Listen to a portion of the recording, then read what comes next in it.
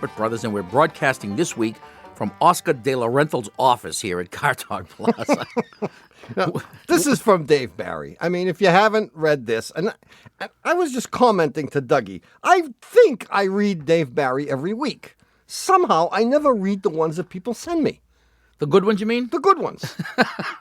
And we are here in Oscar De La Rental's office, but you wouldn't know that from the opening. Here's how he opens. I believe that in general, women are saner than men. For example, if you see people who have paid good money to stand in an outdoor stadium on a freezing December day wearing nothing on the upper halves of their bodies except paint, those people will be male. That's true. Yeah. And if there weren't, more people would be watching on television. Without males, there would be no such words as wedgie and noogie. Yeah, women would never come up with a word like noogie. No. I mean, and when was the last time a woman gave another woman a wedgie?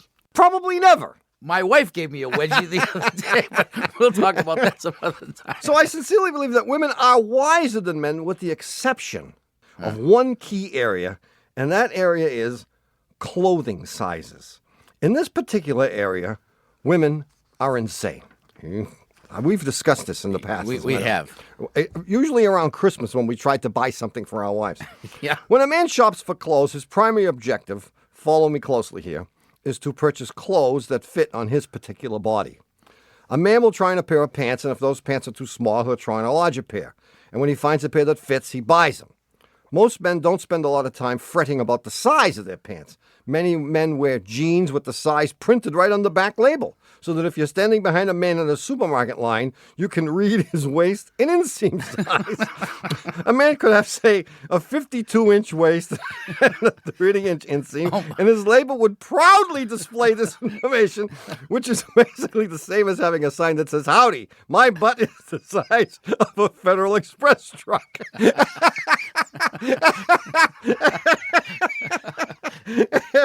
The situation is very different with women. When a woman shops for clothes, her primary objective is not to find clothes that fit her particular body.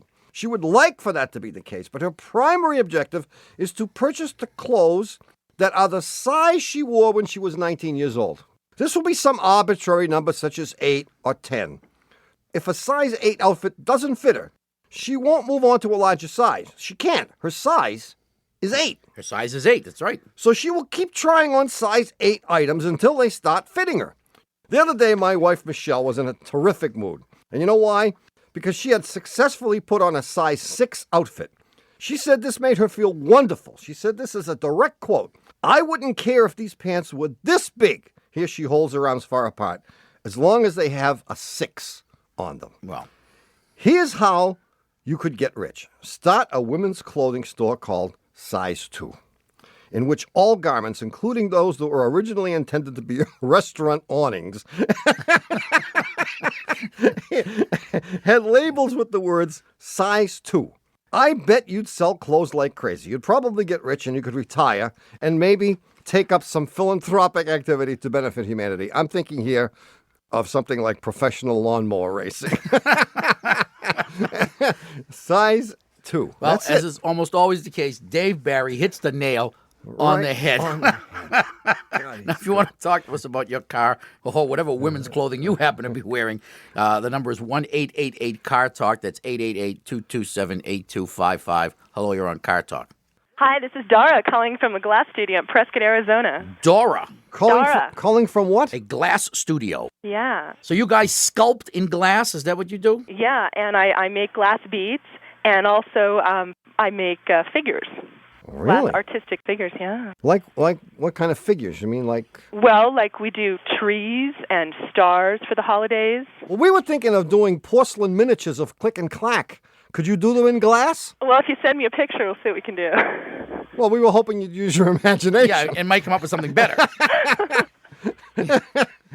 So, Dora, what's up? Well, here's what's up. I just got a Subaru. It's wonderful. I love it. It's a 1983. It's a little Subaru four-wheel drive. Mm-hmm. And most recently on a trip to Texas with a friend, it started making a sort of clicking noise. And I could sort of trick it into not making it. It started in about second gear, and it would hang in there till about midway through third gear. And you could trick it by taking your foot off the gas a little bit, right? Yeah, by either sort of, if I felt like it was coming up, I'd sort of back off of it, and then when I felt like we were at the speed where I could, I'd sort of blast through it pretty rapidly. Yeah. Aha. Cool. There's another noise, too, just so you know, that's I think might be more serious, but I have two noises. Give us all the noises. Okay, the second noise happened when we got all the way back to Arizona. We're driving along the highway. We're in the middle of God knows nowhere, and all of a sudden it starts, and we're looking at each other thinking it's a drone in the music, So I turn off the radio, and I turn off the fan, the heater, because it was nighttime. Yeah. And it kept going, and I get off, I'm getting ready to exit, and the noise goes away. I say, hey, that's good enough for me. Any idea where it's coming from? Front, back, top, bottom, side? It sounded like it was under the dash. Like right behind the dash? Kind of, yeah, and forward a little bit. Like under the engine compartment. Kind of in there somewhere. In there somewhere. Yeah. I kind of thought it might have been the fan, and it went away because of that. But since then, it hasn't happened again. Never Well, happened the again. fan is the most likely candidate. But you know what? It didn't stop right when I turned off the fan. It stopped, I don't know, a pretty, like it would have been a very slow wind down. Oh, later. like it was minutes later? When I saw the exit ramp up ahead, I turned off the fan. No, and it would have stopped within seconds. When we got to the exit ramp, maybe 3/4 of a mile later, it stopped. And when it stopped, did it stop abruptly or did it go? Abruptly, I think. I think it was abrupt. It was just there 1 second and gone the next. All right, do we have our choice as to which question? Now, which noise would you like us to think about? Both. We can't do both. It's doing both. Come on, guys. Dora, we can't do both. Sure I mean, as you know, you had to pay $50 to get an answer. Now, can you afford $100 for two answers? Well, send me your pictures. Oh, okay, and you'll do and you can send a check. the Barbie with and those. Ken, Tom and Ray glass things. Yeah. Glass miniatures. All right, let's go back to the first one. Okay. The first one is relatively easy. The car was pinging. Oh. And it's pinging because you were driving with the wrong octane gas, or you're driving under extreme load, or the timing is off, or more likely, you have a lazy or a sticking EGR valve. Oh. The other noise sounds remarkably like, obviously it sounded to us like the blower motor, but it obviously isn't that. Okay. But it could have been a stuck caliper. Okay. That could make that noise. Is that the wheel caliper? Yeah, That's the brake caliper. It could have been a stuck emergency brake. Why it hasn't done it again on a trip? You may have to drive at the same distance to get it to do it. You may have to drive for a few You hours. might have to go back to Texas. No. No, not if you I don't mean, have to. I loved it. It was great. I'll go back again, but not right now. But you might want to have your mechanic, if you have one, check to see if it has a stuck caliper, because that has the potential to be dangerous. And then for the pinging? The pinging, I wouldn't do much of anything, although you might want to check to see if the EGR valve is operating, or if there still is one. Should I treat it to good gas? Will that make a difference? Well, higher octane gas might diminish the pinging. I mean, if it's going to cost you $200 to replace the EGR valve, you may just want to use the next level up octane. Okay. Guys, thank you so much. See you, Dora. Bye-bye. Hey, good luck. All right. Wow. All right, I know you don't remember last week's puzzler, so I'm going to give you some keywords. All right, here Ready? we are. Ramp, haircut. This was the haircut in Horsetown puzzler, Hey, it was. That's right. which is in our new book, and I'll have the answer in just a minute.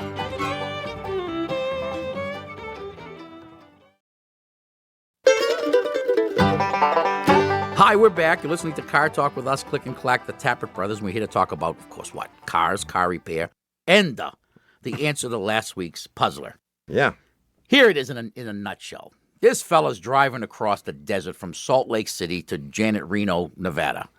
And somewhere in the middle, he finds himself in urgent need of a haircut. Yeah. He's driving, only happens to look in the rearview mirror, and he goes, yikes!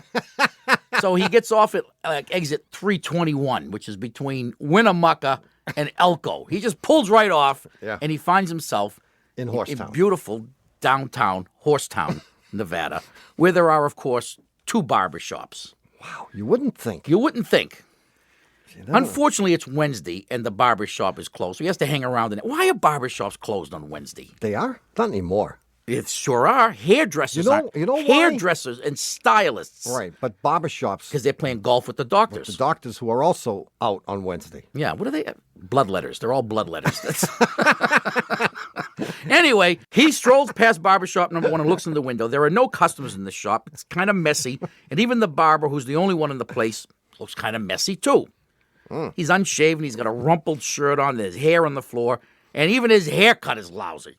The guy says, My kind of place. maybe I should check out the other joint. So he moseys along and arrives at barbershop number 2 and looks in that window. Looks terrific. It's nice and clean. The mirrors are clean and shiny. There's no hair on the floor. And even the barber looks neat and well-groomed, and he's got the good haircut. Yeah. The question is, based on the information you have, which barbershop does he go to? Wait a minute. Which barber is named Mario? They're both named Mario. Oh, they're both. Jeez, that was going to be my criteria. And why does he go to the first barbershop, the one that was messy and disgusting and, lousy haircut? Yeah. Well, he goes there because it's clear that each barber gives the other one his haircut. I mean, they're not going to drive to Janet Reno. Absolutely not. It's 300 exits. You're staying put, man. If you live in one horse, you're staying put. So the guy that has the great haircut He's getting it from the other guy. is getting it from the slob, the guy with the rumpled shirt and the hair on the floor. And that's the barber that he wants to go to get his haircut. And who's our winner this week? Tommy. The winner is Michael Hall from Toledo, Ohio. And for having his correct answer chosen at random this week, Michael gets a $25 gift certificate to the Car Talk Shameless Commerce Division, with which he can get for himself our brand new video featuring us and other famous brothers, our brand new puzzler book, from which you just heard a sample, The Haircut in Horstown. Indeed. You can get one of our CDs, like Men Are From GM, Women Are From Ford, Lawyers Are From Chrysler. There are lots of ways to squander your $25, Michael. You just call the Shameless Commerce Division at 888-CAR-JUNK, or you can go visit it on your computer by clicking on the Car Talk section of cars.com, and you shop till you drop. Yes, and sir. that's it. But I have a thing here. This will qualify. This is a brilliant thing. This will qualify as reading mail. This is from Doug Redding, and I don't know where Doug is from. I have a suggestion on how you can solve the world economic crisis by increasing the number of puzzlers. And here's how it works.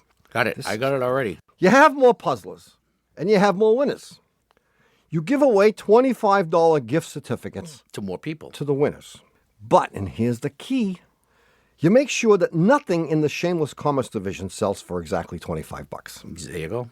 You allow winners to contribute unused portions of their gift certificates to the Click and Clack Solve the World's Economic Crisis Fund. Right. AKA retirement fund. If we assume that you only gave away one gift certificate each week and that the winners spend on average $23, you could contribute $104 a year to solving this problem. If we also assume that we need to save up to $100 billion to solve this problem, it would take roughly 1 billion years to save up enough money. However, if you started having 2 puzzlers a week, this guy's thinking, man, you could save the world in 500 million years. No hurry. That's 500 million years sooner than with only 1 puzzler per week. Wow. He did. He did come up with a great idea. I mean, actually, we have made sure that nothing sells for exactly $25. And we were hoping that people would just buy something else. You say, gee, I got $7 credit here. Right. I might as well spend it. Because I know I'll never get the $7 back from them. I'll never get the $7 back. And so instead of spending the 7, they'll spend 12. So we'll get $5 more. But if they contribute it to the Click and Clack Solve the World's Problems Fund. Yeah. I think it should be contributed to the Click and Clack World Tour Fund. How's that sound? Yeah. Yeah. Okay. Sounds good. Anyway, we'll have a new How many puzzler. Amtrak tickets can you buy with $104? Too many. We'll have a new puzzle coming up later in today's show. In the meantime, we'll take your calls at 888-CAR-TALK. That's 888-227-8255. Hello, you're on Car Talk.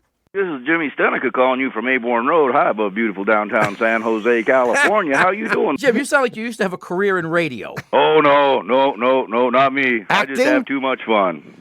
Are you a politician? Oh, God, I don't have that much fun. Well, you do have a certain professional air about you, though. Well, thank you very much. Thank you very much. You do, too. No, You must be listening to someone else. So what's on your mind, Jimmy? Well, I tell you what, I got a 1986 Toyota four-wheel drive short bed pickup truck with the four-cylinder fuel-injected motor. Mm-hmm. Yeah.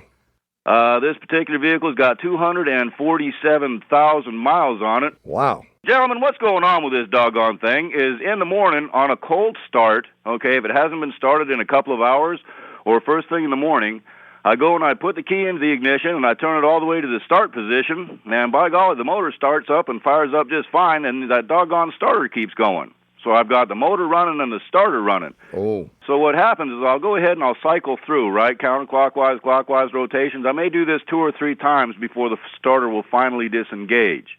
But have you brought it to a mechanic? I got you guys. You you're in guys are the trouble. greatest. Yeah. So yeah, gentlemen, and after that, okay, when the starter stops to run and everything's quiet, It's fine. right, life is good. I'm wondering, to be honest with you, if the starter isn't just cold and it just likes that current going through it. It's kind of like that morning cup of coffee. warm it kinda up, you warm mean? it up, feeling good. It's like, I'm not shutting down because this feels good. Well, I think you have a bad starter drive. And what's happening, Yeah. the starter drive is the thing that kicks the gear out and engages it with the flywheel when you turn the key and engage the solenoid. So the sequence is you turn the key all the way to the start position. You send current from the key probably to a relay on this thing. Toyotas have relays for everything. That in turn sends current to the solenoid. That solenoid closes the switch, which thrusts the starter drive toward the flywheel, the pinion gear on the starter drive, and then the starter starts to turn. But if you have a bad starter drive, it won't kick out when you release the key, and it keeps the solenoid engaged. So the thing is turning. It keeps the starter engaged to the flywheel too. Yeah. I think you need a starter motor. I mean, there is a possibility that there's something wrong with the ignition switch as well. So that even though you think you're putting it from the start position to the run position, it may not, in fact, be going into the run position. Small possibility. Uh-huh.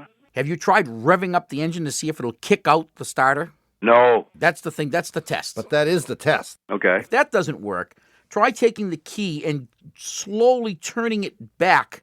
Okay, in other words, you turn the key all the way to crank. If you Okay. just let the key go, the key will return to what's called the run position. Okay. But it does that because there's a spring in there that does that.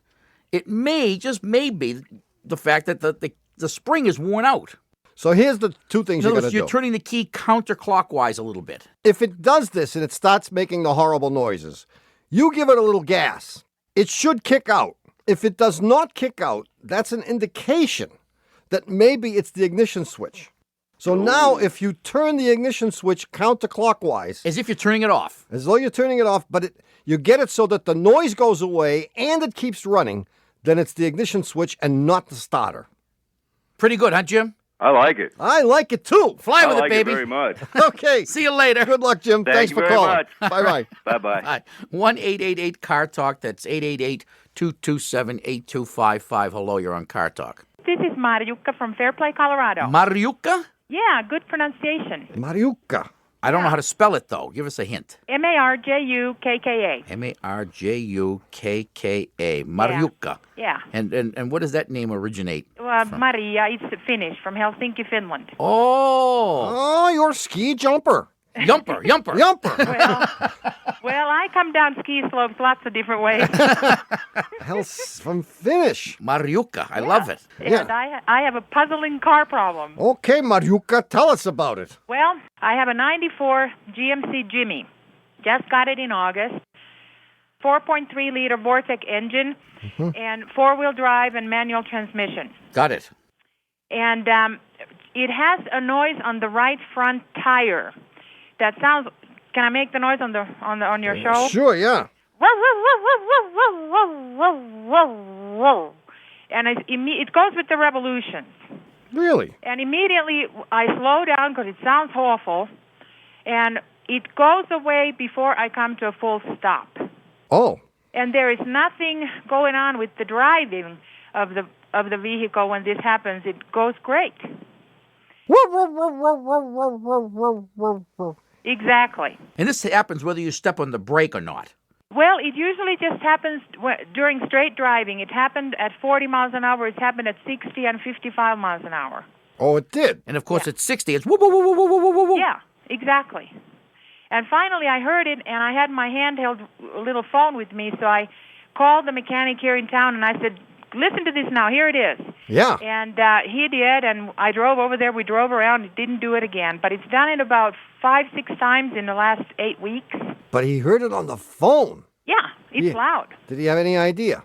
I had the idler arm replaced. I've had the brake pads checked. I've had bearings looked at. It's been aligned. Now his latest idea is that maybe the four-wheel drive is somehow trying to engage. But, I like it. But I haven't. The weather's great. I haven't used four-wheel drive except a couple times. Oh. I can't tell you. I can't say honestly that I've ever worked on the four-wheel drive of a Jimmy, a late model Jimmy. Jimmy.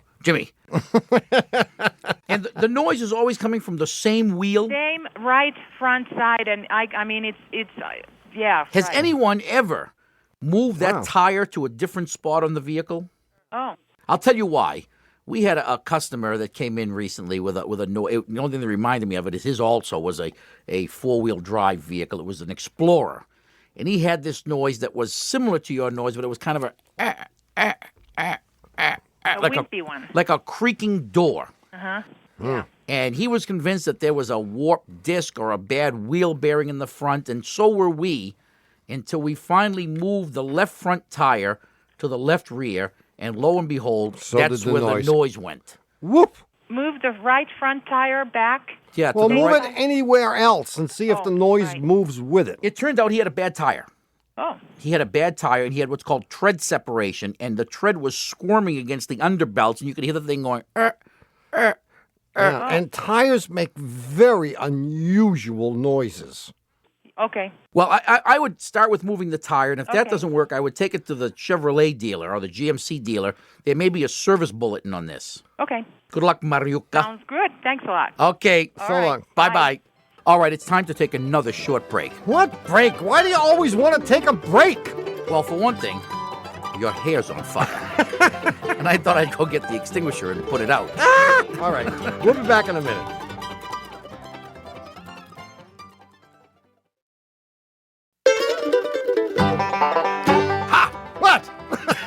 We're back. You're listening to Car Talk with us, Click and Clack, the Tappert Brothers, and we're here to discuss cars, car repair, and the new Puzzler. Yes. I'm looking forward to it, I might say. I have at my disposal In your disposal? No, well, most of them are in.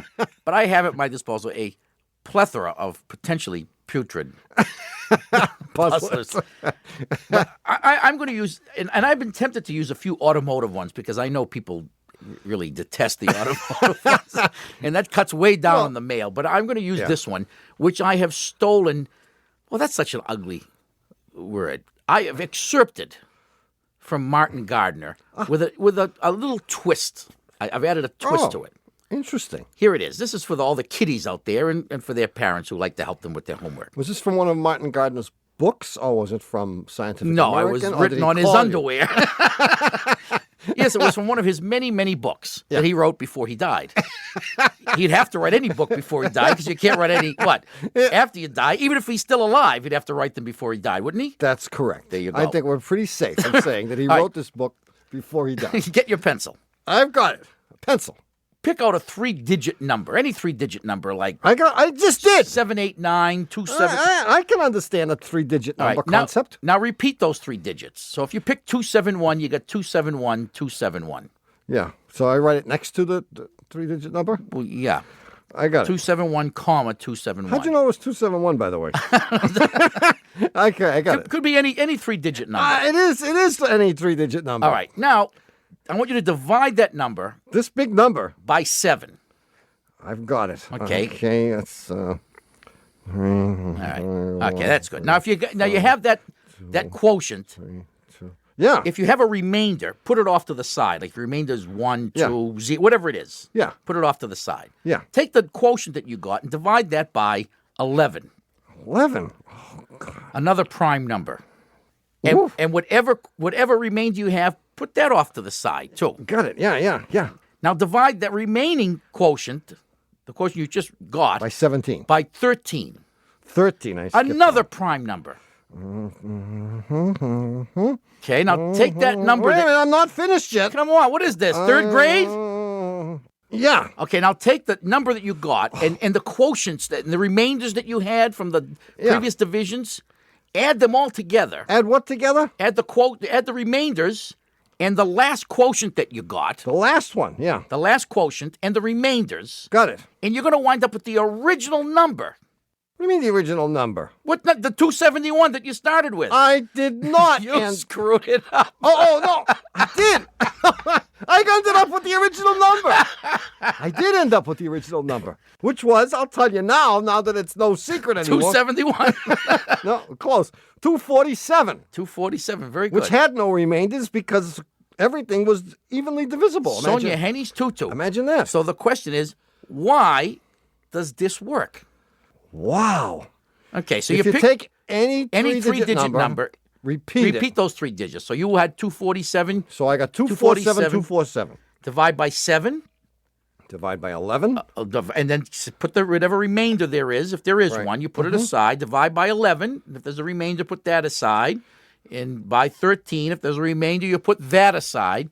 Add up the remainders and add them to the last quotient that you got.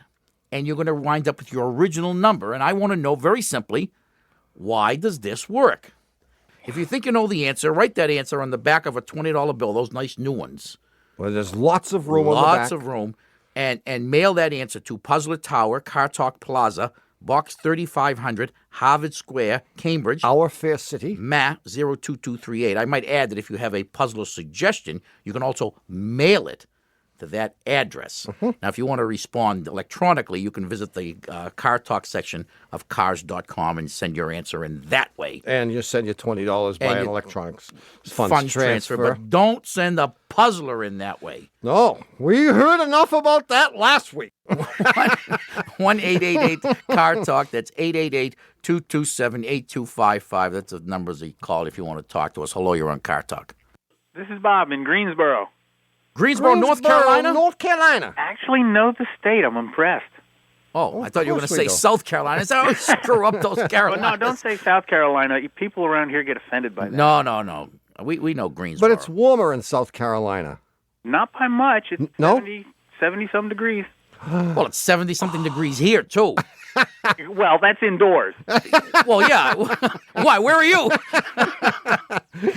I don't have the heat on. That's the outdoor temperature. Oh, what's up, Bob?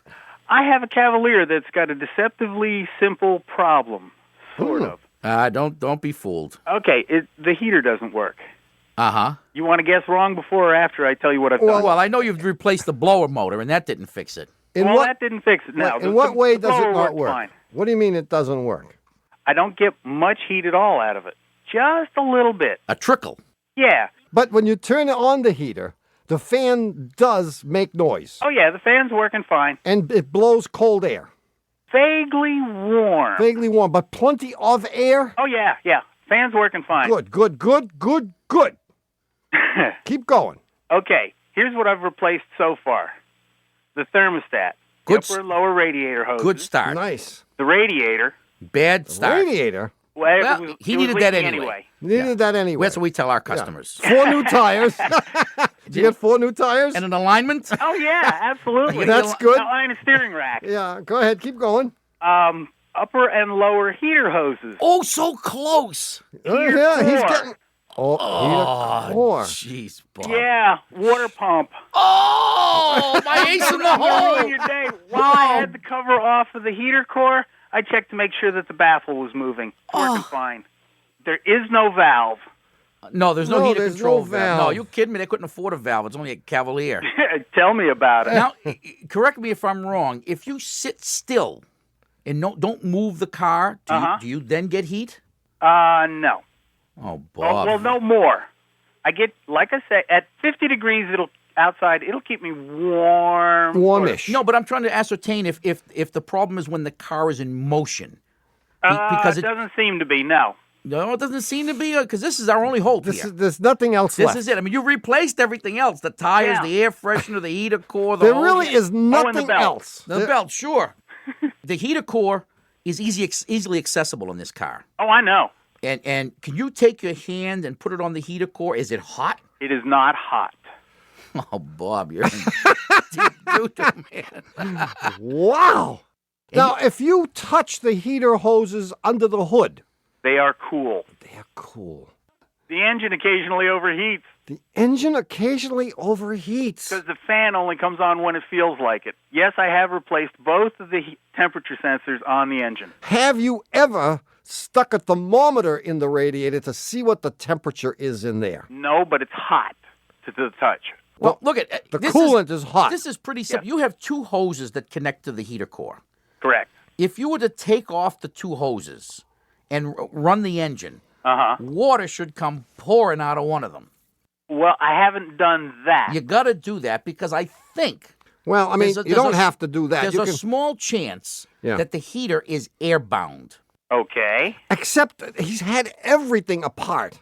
Well, that's all the more reason why he's got air trapped in it, I think. But why would he have had the problem in the first place? I like it. I he see had- it now. He sprang a leak. No, what happened is... Oh, it does lose No, water. he did the thermostat that first time Right. And air got in. In where?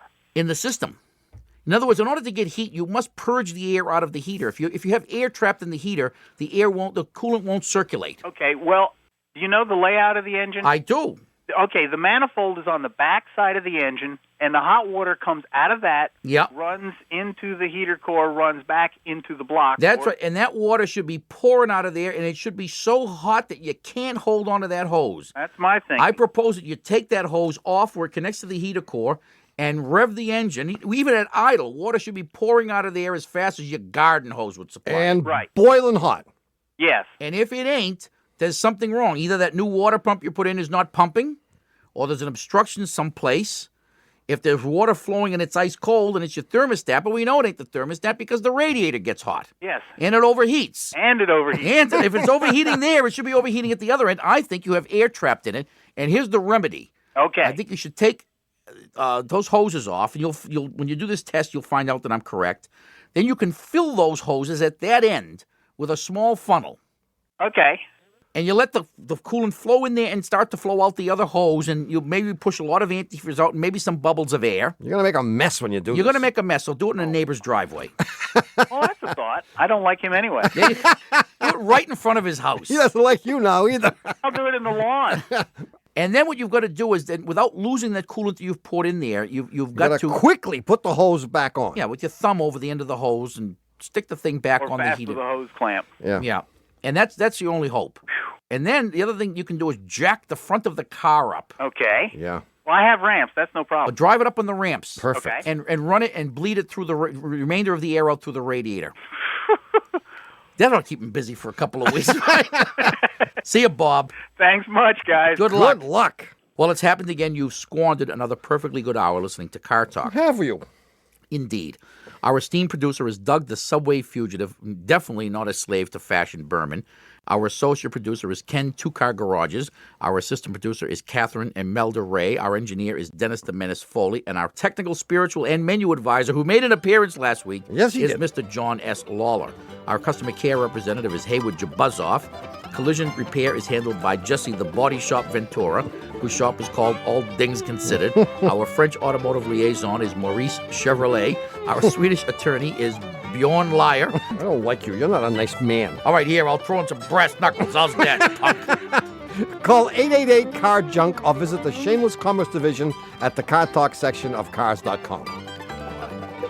Car Talk is a production of Dewey, Cheatham, and Howe and WBUR in Boston. And even though Andre Codrescu mumbles something vulgar in Romanian every time he hears us say it, this is NPR, National Public Radio.